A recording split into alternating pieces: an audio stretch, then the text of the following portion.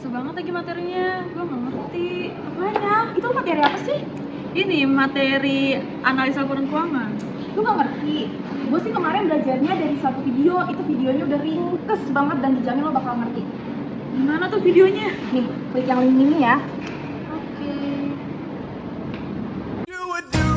Assalamualaikum warahmatullahi wabarakatuh. Kembali lagi bersama Trio LK. Saya Ibrahim Isnazar. Ini ada saya, Audia Jernesti, Felita Patmadani. Sekarang kita lihat yuk bagaimana sih penjelasan dari metode horizontal dan juga metode vertikal. Oke, belajar kali ini kita bakal ngebahas materi analisis laporan keuangan. Nah, yang bakal dibahas itu kita mulai dari kegiatan analisis, metodenya, tekniknya, sampai tahapan-tahapan analisis. Gak lupa juga kita masukin studi kasus biar teman-teman makin paham dari materi yang hari ini kita pelajari. Kira-kira analisis laporan keuangan itu kayak gimana? Tonton video selanjutnya ya. Oke, yang pertama yaitu kegiatan analisis. Kegiatan analisis laporan keuangan adalah kegiatan mengevaluasi, menelaah, membedah suatu laporan keuangan perusahaan dengan tujuan untuk mendapatkan pemahaman mengenai isi dari laporan keuangan. Nah, makanya sebelum melakukan analisis laporan keuangan, seorang analis itu harus paham betul mengenai apa sih yang harus dianalisis atau komponen-komponen saja atau apa saja yang harus diperhatikan ketika menganalisis laporan keuangan gitu kan. Terus juga seorang analis itu juga harus mengetahui latar belakang perusahaan sebelum menganalisis laporan keuangan. Contohnya kayak si perusahaan itu tuh bergerak di bidang apa sih? Terus perusahaan kompetitornya tuh apa saja? Terus faktor-faktor eksternal yang dapat mempengaruhi laporan keuangan itu apa saja. Nah, itu seorang analis harus memiliki pengetahuan yang memadai terhadap contoh-contoh yang tadi setelah disebutkan. Nah, tujuan dari analisis laporan keuangan itu sebenarnya untuk mengetahui kinerja perusahaan. Jadi, biasanya yang dibandingkan itu dengan periode sebelumnya. Jadi, apakah si perusahaan pada periode berjalan ini sudah berjalan baik atau justru menurun dari periode sebelumnya. Atau biasanya yang dibandingkan juga dengan perusahaan kompetitor gitu kan. Apakah perusahaan ini lebih baik atau menurun nih dari perusahaan kompetitornya gitu kan. Nah, terus sebelum melakukan analisis laporan keuangan, terdapat dua hal yang harus diperhatikan. Yang pertama, pihak manajemen perusahaan itu perlu melihat perkembangan dalam laporan keuangan. Yang kedua, angka-angka pada laporan keuangan itu umumnya tidak berdiri sendiri, jadi memiliki keterkaitan dengan komponen-komponen yang ada di laporan keuangan. Nah, kemudian ada 6 hal yang perlu kita lakukan ketika menganalisis laporan keuangan. Yang pertama itu menetapkan tujuan dan konteks analisis. Jadi sebelum melakukan analisisnya kita tuh perlu tahu tujuan kita mau menganalisis itu untuk apa sih. Jadi kita tuh harus tahu tujuan pastinya supaya dalam menganalisis itu didapat hasil yang kita mau. Jadi bukan hasil yang rancu gitu kan. Yang kedua, kita harus mengumpulkan data. Nah, mengumpulkan datanya itu bisa didapat dari kita harus cari tahu dulu perusahaan itu dia bergerak di bidang apa. Contoh misalkan perusahaannya bergerak di bidang penjualan, berarti kita harus tahu nih pendapatan dari penjualannya itu berapa, terus juga apa saja yang digunakan bahan-bahan produksinya gitu kan. Nah, terus yang kemudian ada memproses data. Dalam memproses data ini kita harus tahu mau menggunakan analisis rasio apa. Karena kalau misalkan kita menggunakan banyak analisis rasio, maka kita tidak dapat menemukan tujuan analisis yang kita mau. Terus yang keempat, menganalisis dan menginterpretasi data yang sebelumnya telah didapatkan. Jadi menginterpretasi datanya itu dilakukan dalam bentuk kualitatif atau disajikan dalam bentuk kualitatif gitu kan. Jadi bukan lagi interpretasi dalam data gitu kan. Terus mengembangkan atau mengkomunikasikan kesimpulannya gitu kan. Jadi setelah kita menginterpretasi, kita bisa nih buat kesimpulan dari analisis laporan keuangan tersebut.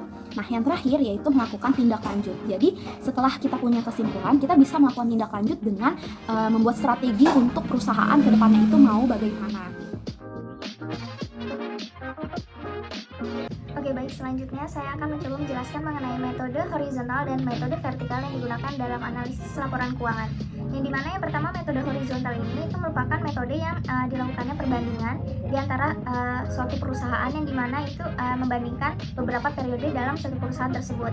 Nah, ini tuh bertujuan agar dapat mengetahui apakah perkembangan perusahaan ini itu baik ataupun tidak dikarenakan perkembangan dari beberapa periode tersebut yang dilakukan analisis menjadi metode horizontal tersebut. Kemudian untuk metode vertikal ini merupakan perbandingan antara satu perusahaan dengan perusahaan lainnya yang dimana membandingkan untuk satu periode saja, yang dimana dilihat dari suatu perusahaan untuk membandingkan dengan perusahaan yang lainnya apakah di periode tersebut perusahaan ini tuh sudah bisa berkembang ataupun tidak.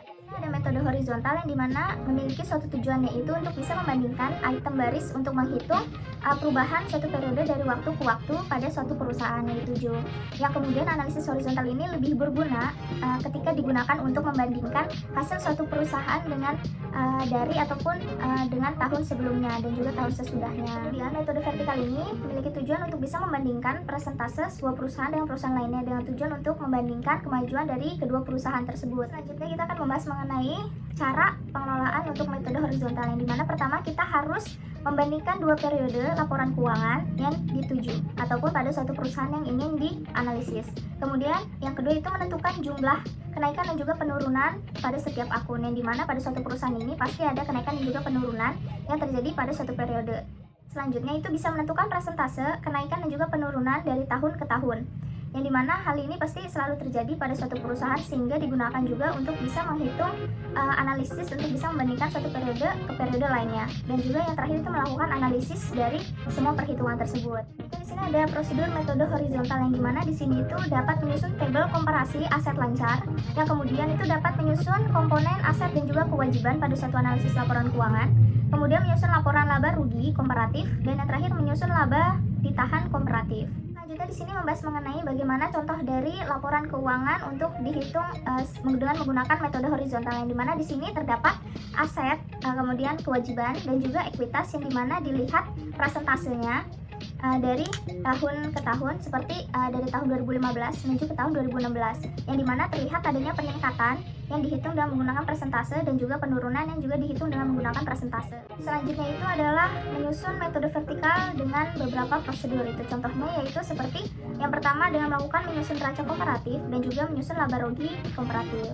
Jadi selanjutnya ini adalah contoh perhitungan dari metode vertikal yang digunakan untuk PT Manajemen Network, yang dimana menghitung laba rugi komparatif dari tahun 2016 ke 2017, yang dimana di sini telah dihitung berdasarkan persentase dan juga telah disimpulkan mengenai suatu perusahaan A dan juga perusahaan B, yang dimana laba kotor penjualan perusahaan A ini berjumlah 21,23% dan juga perusahaan B berjumlah 6,20%, yang dimana ini terlihat bahwa perusahaan A itu memiliki jumlah yang lebih besar dibandingkan perusahaan B, dan juga laba bersih terhadap penjualan perusahaan A itu sebesar 1,33% dan juga perusahaan B sebesar 1,08%, sehingga perusahaan A ini terlihat lebih besar dibandingkan perusahaan B untuk presentasinya. Yang selanjutnya adalah tahapan analisis laporan keuangan. Jadi di sini terdapat 6 tahapan dalam menganalisis laporan keuangan. Tahapan yang pertama yaitu mengidentifikasi kondisi ekonomi dalam industri gitu kan. Nah, mengidentifikasi ekonomi ini menjadi tahapan yang pertama dan tahapan yang paling penting dalam menganalisis laporan keuangan, karena kondisi ekonomi ini juga akan menentukan bagaimana si perusahaan ini akan berjalan. Contoh misalkan perusahaan itu adalah perusahaan perdagangan gitu kan. Nantinya akan berpengaruh pada proses produksi, proses penjualan dan pembelian barang yang diproduksi oleh perusahaan tersebut. Contoh kalau misalkan kondisi ekonomi dalam negeri gitu kan itu sedang tidak baik-baik saja, itu akan berpengaruh pada proses produksi, akan berpengaruh pada permintaan dan penawaran barang yang diproduksi oleh si perusahaan gitu kan. Terus yang tahapan yang kedua yaitu mengidentifikasi strategi investasi perusahaan gitu. Nah, tahapan ini juga penting dilakukan karena akan berpengaruh nih kalau misalkan perusahaannya salah melakukan investasi gitu kan, itu akan berdampak pada laporan keuangan atau akan berdampak pada profit yang didapat oleh si perusahaan. Nah, strategi investasi perusahaan itu bisa dimulai dari strategi pembuatan loyal brand atau strategi pengendalian biaya alat-alat produksi gitu kan.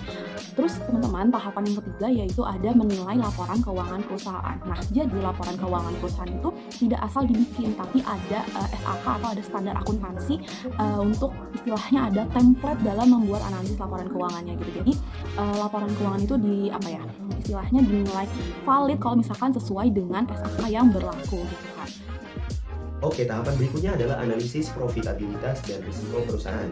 Yakni langkah yang membantu analisis laporan keuangan untuk mengevaluasi laporan keuangan. Jadi ketika kita menganalisis profitabilitas, penting untuk menentukan sejauh mana perkembangan perusahaan atau perkembangan laba perusahaan dan aset serta pendapat pemegang saham perkembangan tersebut. Penting pula untuk menganalisis rasio data keuangan secara komparatif.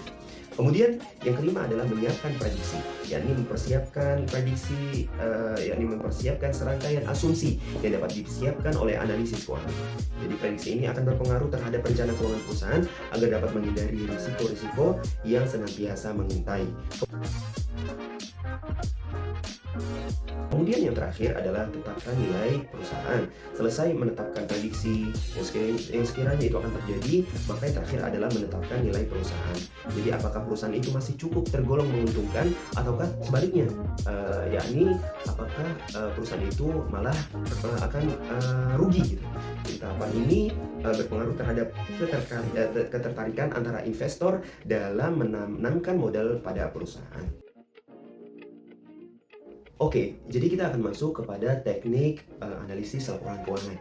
Yang pertama adalah membandingkan antara keuangan di periode A ke periode B dan periode C, atau bisa lebih. Jadi tidak hanya terpatok dalam 1, 2, atau 3 periode saja, bisa lebih. Kemudian yang kedua adalah tren keuangan perusahaan yang dinyatakan dalam persentase, yakni suatu metode atau teknik analisis untuk mengetahui tendensi daripada keadaan keuangan, apakah menunjukkan tendensi yang naik ataukah sebaliknya tendensi yang turun. Kemudian yang ketiga adalah laporan dengan persentase per komponen atau common size, yakni metode analisis untuk mengetahui persentase investasi pada masing-masing aset. Kemudian yang keempat adalah analisis sumber daya atau sumber dan penggunaan modal kerja, yakni suatu analisis untuk mengetahui sumber-sumber serta penggunaan modal kerja. Kemudian yang kelima adalah analisis sumber dan kepenggunaan kas atau cash flow statement analysis, yakni suatu analisis untuk mengetahui sebab-sebab berubahnya jumlah uang kas atau untuk mengetahui sumber-sumber serta penggunaan uang kas selama periode tertentu. Kemudian yang keenam adalah analisis rasio, yakni metode analisis untuk mengetahui hubungan dari akun-akun tertentu dalam neraca atau laporan laba rugi secara individu atau kombinasi dari kedua laporan tersebut. Kemudian yang ketujuh adalah analisis perubahan laba kotor atau gross profit analysis, yakni suatu analisis untuk mengetahui sebab-sebab perubahan laba kotor suatu perusahaan. Kemudian adalah analisis break-even point, yakni suatu analisis untuk menentukan tingkat penjualan yang harus dicapai oleh suatu perusahaan agar perusahaan tersebut tidak mengalami kerugian. Oh gini, analisis vertikal sama horizontal. Iya gitu, videonya bagus banget kan, ngejelasinnya juga ringkas banget. Makasih ya udah ngasih tahu videonya. Diam gak? Ah,